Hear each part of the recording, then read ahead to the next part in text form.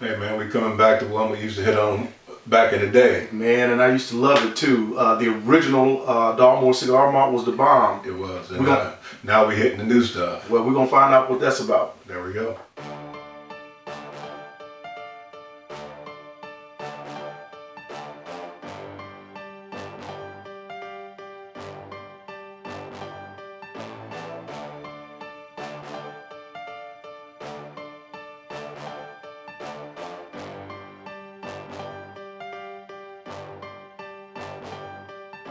People, what's up? What's up, bro? I'm Brent. And I'm Fahred. We are the Spirits Brothers. And it's been a minute, bro. It's been a minute, man. It's been a minute. Yeah, man. But it's good to be back, though. Good to get back in the mix, reviewing the good stuff, trying to raise the bar, which is what we always try to do. What we're going to raise it with today? Dalmore. Dalmore. Cigar Malt. All right. You remember back in the day, though, man? Yeah. This used to be it. Yeah. You know, we went back when we kind of first got started. Yeah. I mean, we, folks, if they follow us at all, they know that we are both, dedicated and enthusiastic cigar smokers. And when Dalmore came out with their original expression of the Dalmore Cigar Malt, we were all over it. And and the price point was right too. The price point was really good. Yeah. I'm remembering, and they were talking 8, 9, 10 years ago, that you could catch it, in the high 30s, low 40s all day long. Yeah. At any grocery store. Yeah. At almost any time. Yeah. I'm not remembering it being that low, yeah. But when I first started to be aware of what the pricing on it was, I remember like $69, something like that. Okay. But I do remember when this newer expression came out, and this expression I think first debuted probably about 4 or 5. Something like that. About 5 years ago. They kind of discontinued it for a while, Yeah, that's right. They did. They discontinued it, and then they came out with this expression, and the price point took us a serious bump up. It did. Yeah. It did. So I remember, and it's been a while since I've looked at it, but I remember when it first came out. It was bumping up around 140, 150, I've even seen it up as high as 160. Yeah, and I paid $133 or something like that for this one right here. And so the reason why that's kind of high, and Dalmore is notorious for having really consistently lower ABVs, and so this one is it's 44 ABV, so that's 88 proof, and that's probably, at least for me, the kind of the bottom end of what I want in terms of the proof level for a big single malt. I'm not as concerned about the proof as much as you are. Yeah. And I'm looking for more for flavor and what it's bringing. Well, and we've had this discussion before. Yeah. But I get what you're saying, and I like the proof too. Yeah. But there's a bunch of low end stuff that I like. Well, I'll say this about Dalmore. They do tend to release lower proof spirits, but they tend to be really good. They're tasty. Yeah, they are. So I make an exception for them. Yeah. And so anyway, man, let's see what we got working. Yeah. Let's get some nose here. Yeah. All right, let's do it.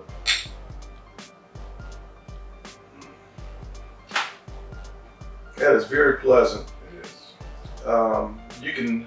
You can tell that there is that it's been finished at least in some sherry.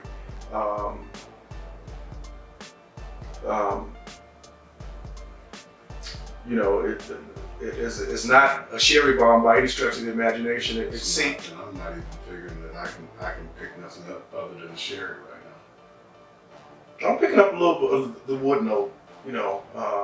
You're going to get that. I'm confident that this was originally in a bourbon barrel before it was moved over to sherry. I think I read somewhere that this was actually double finished in sherry, and my recollection is that it's a Cabernet Sauvignon barrel. Okay. So that speaks to, just like you were talking about, the flavor. Whether you like the flavor or not is one thing, but it should it should have a very intense flavor to it, at least based on the way. I am getting some wood now. Are you? Yeah. And I know it's starting to come up after it's opened up here a little bit. This is just very pleasant. It and you know we talked about the fact that it's a 44 44% ABV, and it does not smell hot or high proof at all. No. So it probably, you know, you would expect it to taste something other than hot or overbearing. You know. It's got a great color. Yeah, it does. Let's get on it, bro.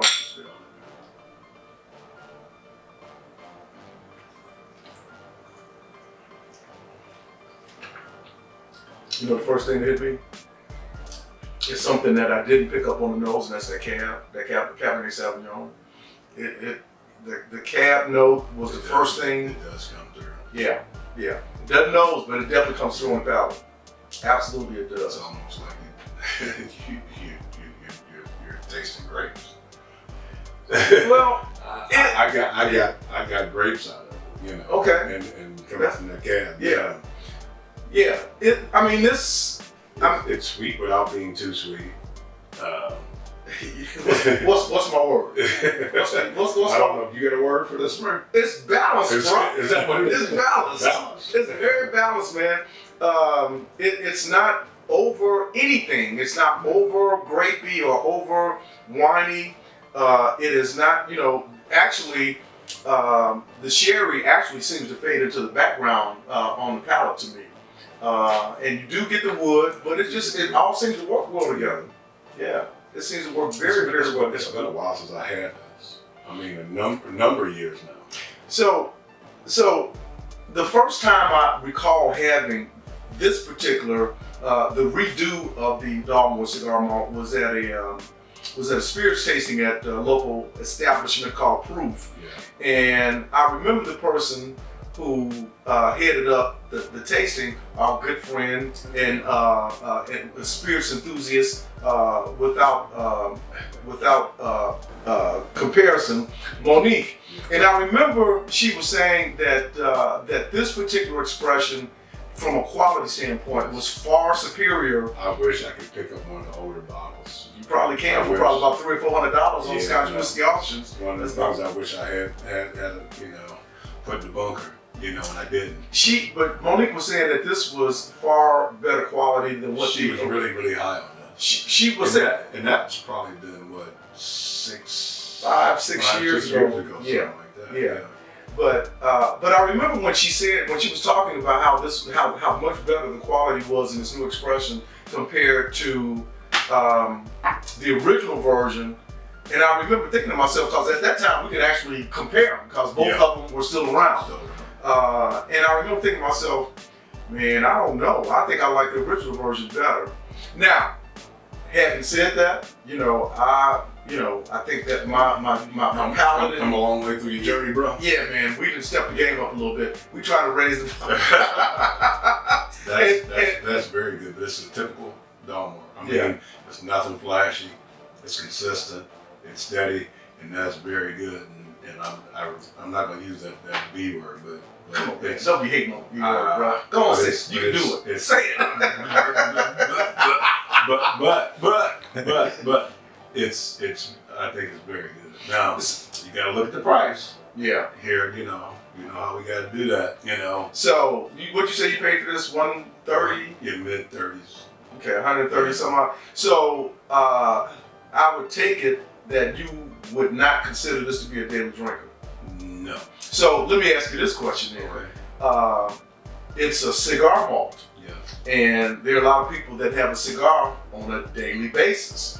Is this so? Even if you can afford to do what you can do, you do what you do. I mean, I ain't hating on nobody's money now. Yeah. I mean, everybody can't roll like that though. Yeah. At the 130 midpoint, can you drink that every day? Yeah. I ain't rocking like you are, bro. I mean, I can't do it like that. A lot of people get into cigar pairings with the spirits that they drink, and to be honest with you, I'm not one of those people. It's like I get the sticks that I like, and if I get the drink that I like, it's automatically going to work for me. I mean, I've never had a point where it's like, well, I like this drink and I like this stick, but they don't work well together. That's not something that ever occurs to me. Yeah.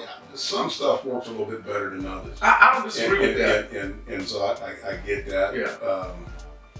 I don't ever take the time because I'm drinking what I'm drinking, and I'll have that, and I'll go grab a stick, and I'm not necessarily grabbing a stick to pair with that drink that I'm having. So I just kind of let it flow the way it flows. But back to the daily drinker thing. So if you can afford to do that, then yeah. But here again, once you get into some single malts, it's hard to find daily drinker single malts just simply because of the price point.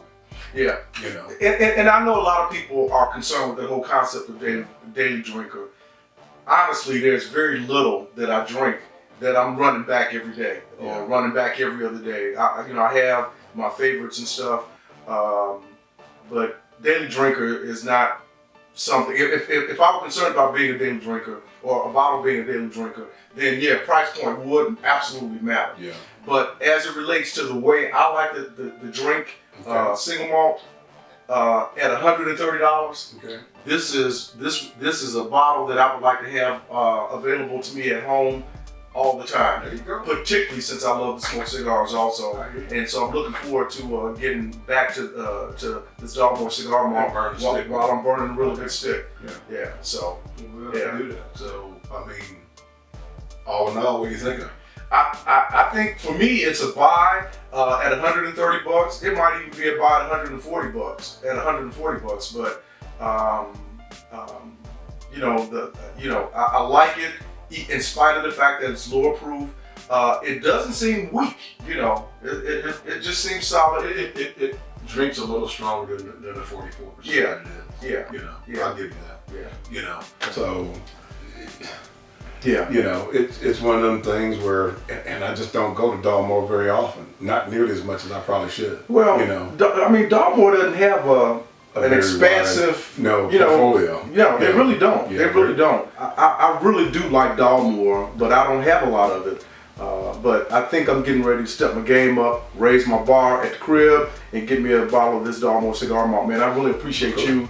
I'm glad we got in it. So, if you like this, hit the button, smash the like, send us a comment. We'd like to hear from you. Yes, sir. If you've had the Dalmore Cigar Malt, let us know in the comments what you think. We appreciate it. We out.